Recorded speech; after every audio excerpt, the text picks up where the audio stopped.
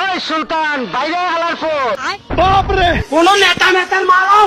Guys এই ইঁদুরটি ধনী ব্যক্তিদের মধ্যে একজন। তো সরকারকে খাজনা দেওয়ার ভয় এমালে পুরো বাড়ির লুকটাই চেঞ্জ করে ফেলে। আসসালামু আলাইকুম বড় ভাই, তুমি তো শেষ।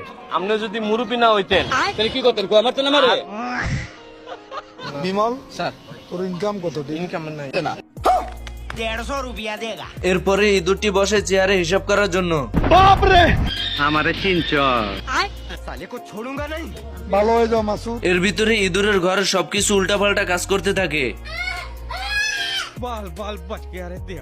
এইদিকে অফিসার ভাবতে থাকে তার বাংলা মদের কারণে এসব ভুলভাল জিনিস দেখছে, তাই মদের বোতলটিকে ফেলে দেয় এবং সত্যিটা দেখার জন্য আবার ইঁদুরের বাড়িতে চলে যায়। আসসালামু আলাইকুম মোটা খাসি। না বেটা, হইলো বেটা।